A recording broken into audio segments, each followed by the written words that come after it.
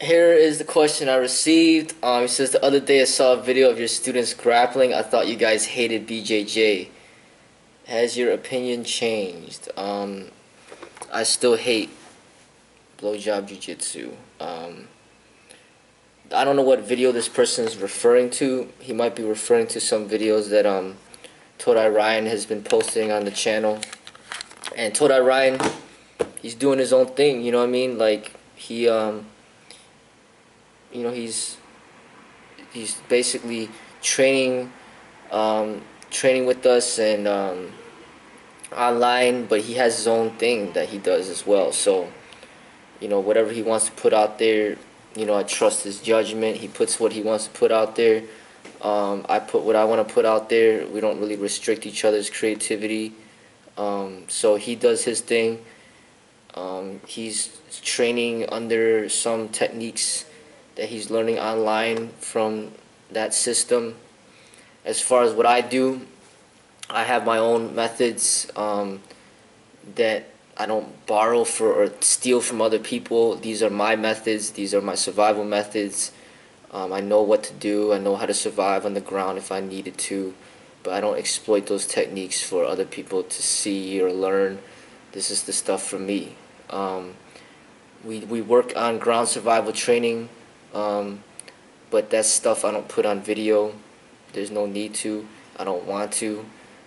It's a survival training. Like there's techniques that I utilize that almost nearly a lot of my techniques that I utilize for survival, they're deadly. It's not a game. You know what I mean? Like I utilize weapons in my ground survival training as well. I keep it real, keep it practical. If anything, if we do ground fighting, we'll be ground fighting with weapons. Knives, guns, or whatever we need to use. All tactics, eye gouges, breaking people's fingers, ripping their ears off, whatever you need to do to survive that moment. This stuff is not something that is artful. It's very brutal. It's very gruesome. And this stuff does not need to be put on camera. Just like, I don't film everything that I do. I don't film every time that I go to the bathroom. I don't film every time I make love to my wife. I don't film, me disciplining my children. I don't film, like, me and my wife getting, like, in a huge argument. You know what I'm saying? Certain things that I feel that should not be filmed, I don't film it. I want to keep the expression in the martial arts more creative, more positive, and I want to get people away from the ground. You don't want to be down on the ground. You don't want to fight on the ground. If you're going to fight, fight standing up, and then learn to not fight at all. First, just do away with the fighting. If you want to compete, then compete in a healthier way. Arm wrestle. See who could, if you want, go ahead and see who could pin each other to the ground like what the wrestlers do. But I don't care to do that. If compete to see who could run faster, compete to see who could kick faster. Compete to see who could punch faster. Compete to see who could do more push-ups. Compete to see who could do more sit-ups. Compete to see who could do the best bench press. Compete to see who could do the most muscle-ups. Compete to see who could hold the iron cross for the longest. I mean, compete in healthier ways. That's what I recommend. Compete in basketball. Compete in soccer. Compete in tennis. Compete in billiards or bowling. But don't compete in violent ways. I just don't agree to that. And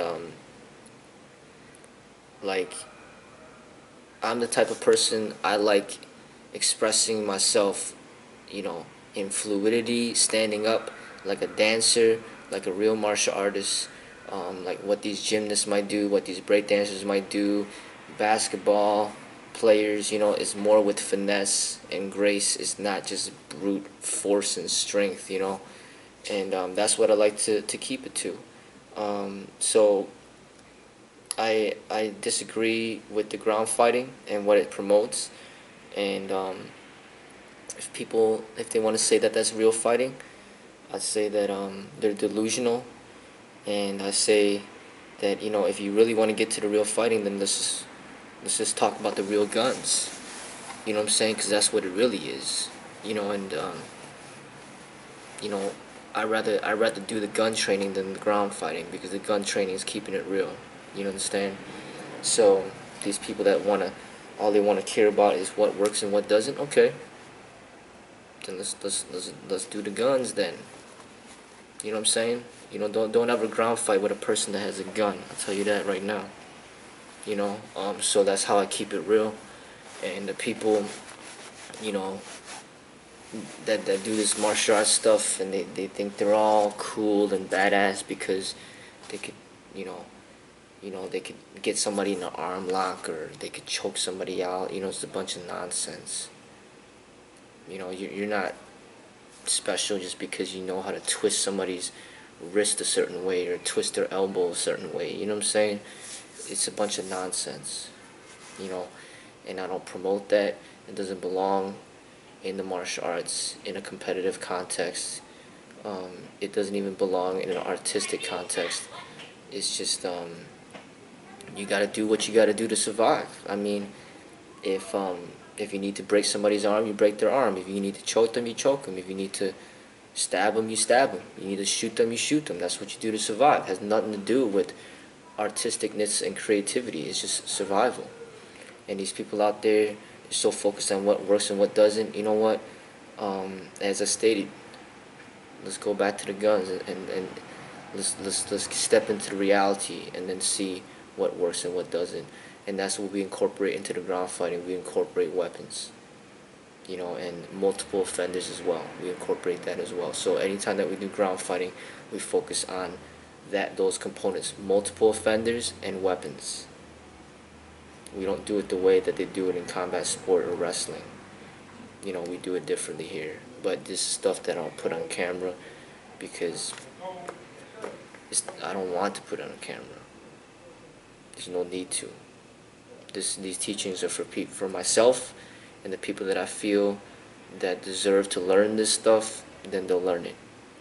But other than that, it's nobody else's business.